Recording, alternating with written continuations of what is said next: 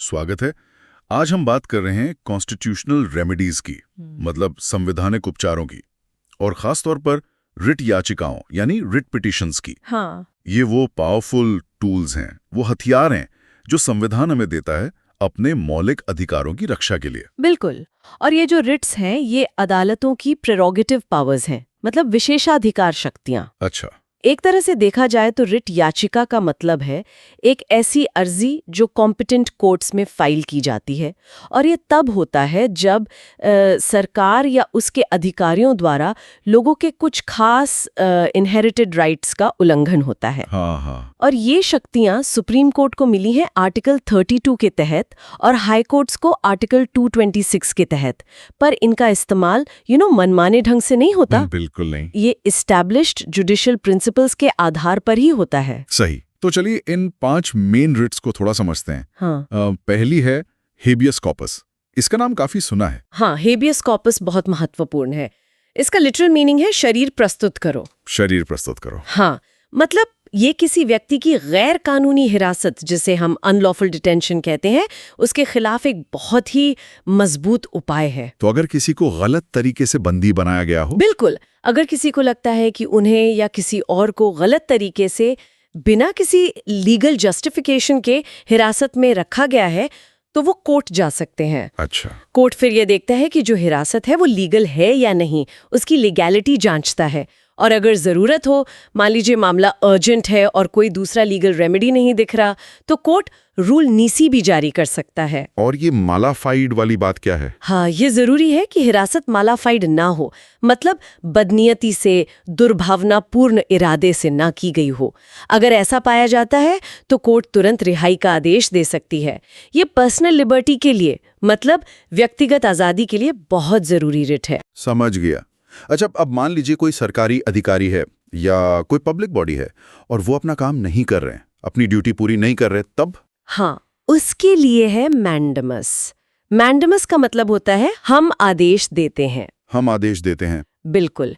ये रिट तब जारी होती है जब कोई सरकारी अधिकारी या पब्लिक बॉडी या कोई निचली अदालत भी अपनी कोई कानूनी जिम्मेदारी, मतलब लीगल ड्यूटी पूरी नहीं कर रही हो। और वो ड्यूटी ऐसी होनी चाहिए जो मैंडेटरी हो, है ना, डिस्क्रेशनरी नहीं। बिल्कुल सही।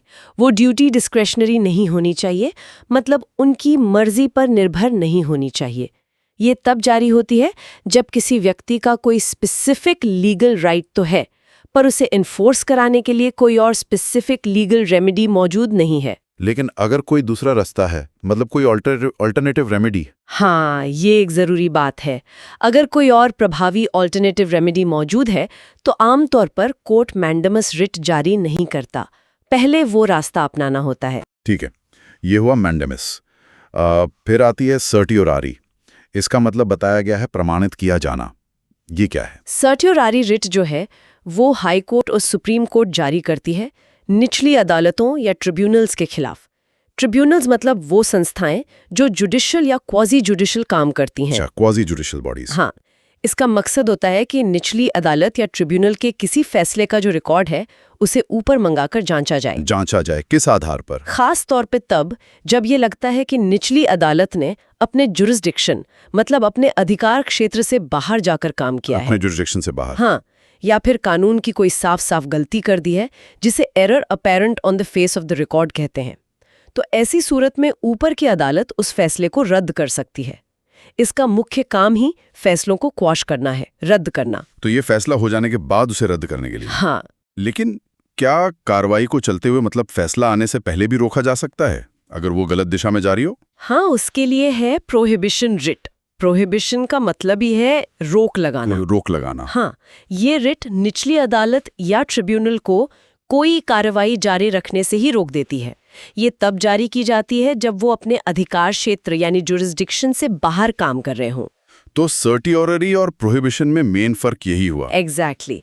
प्रोहिबिशन कार्रवाई पूरी होने से पहले रोक लगाती है, एक तरह से प्रिवेंट करती है, जबकि सर्टियोररी कार्रवाई पूरी होने के बाद भी आ सकती है और फैसले को रद्द कर सकती है, मतलब क्योर करती है। दोनों ही जुडिशियल या क्वाजी जुडिशियल बॉडीज के खिलाफ होती हैं। समझ गया, ये अंतर महत्वपूर्ण है। और अब आखिरी वाली, को वारंटो। इसका मतलब है किस अधिकार से? ये तो नाम से ही काफी दिलचस्प लग रही है। ये वाकई दिलचस्प है। क्यू वारंट टू रिट के जरिए अदालत किसी व्यक्ति से ये पूछती है कि वो किस अधिकार, किस अथॉरिटी से कोई सार्वजनिक पद यानी पब्लिक ऑफिस धारण कर रहा है। पब्लिक ऑफिस मतलब कोई सरकारी पद। हाँ, कोई सब्सटैंटिव पब्लिक ऑफिस जो स्थायी प्रकृति का हो। और खास बात यह है कि इस रिट के लिए कोई भी आम नागरिक जो गुड फेथ में मतलब नेक नियति से काम कर रहा हो वो अर्जी दे सकता है। अच्छा, मतलब जरूरी नहीं कि उसका अपना कोई पर्सनल इंटरेस्ट अफेक्ट हुआ हो। नहीं, जरूरी नहीं। कोई भी सजग नागरिक इसे दायर कर सकता है। अगर वो व्यक्ति जो उस पद पर है ये साबित नहीं कर पाता कि उसे वो पद धारण करने का कानूनी अधिकार है, तो अदालत उसे उस पद से हटा सकती है। वाह, तो ये पब्लिक ऑफिसेज में अकाउंटेबिलिटी और लीगैलिटी सुनिश्चित करने का एक तरीका है। बिल्कुल, ये सुनिश्चित करता है कि कोई गलत तरीके से सार्वजनिक पद पर ना बैठा रहे। तो ये थी 5 महत्वपूर्ण रेट याचिकाएं: हेबियस कॉर्पस, मैंडेमस, सर्शियोरारी, प्रोहिबिशन और क्यू वारंटो। यस, ये सच में नागरिकों के हाथ में संवैधानिक ताकत है ना? हाँ बिल्कुल। ये सुनिश्चित करती हैं कि कोई भी अथॉरिटी, चाहे वो एग्जीक्यूटिव हो या कोई और, अपनी शक्ति का दुरुपयोग ना कर सके और कानून के दायरे में रहे। ये हमारे संविधान का एक बहुत ही मजबूत पहलू है। निश्चित रूप से। ये रिट्स न्यायपालिका को, कार्यपालिका और कभी-कभी विधायिका पर भी एक जरूरी चेक एंड बैलेंस रखने का जरिया देती हैं। ये हमारे लोकतंत्र की नींव का हिस्सा है। सही कहा। पर हाँ, यहाँ एक सवाल सोचने के लिए जरूर है, और वो ये कि क्या आज के समय में, आज के हालात में ये जो संवैधानिक उपचार हैं, ये आम नागरिक के लिए उतने ही एक्सेसिबल, उतने ही सुलभ और प्रभावी हैं जितने हमारे संविधान निर्माताओं ने कल्पना की थी? ये एक बड़ा सवाल है। हाँ, इस पर विचार करना जरूरी है कि क्या प्रैक्टिकल रियलिटीज में ये उतने ही इफेक्टिव हैं? ये सवाल हम अपने सुनने वालों के लिए छोड़ जाते हैं सोचने के लिए। बिल्कुल। इस जरूरी जानकारी और गहरी बातचीत के लिए आपका बहुत बहुत शुक्रिया। शुक्रिया।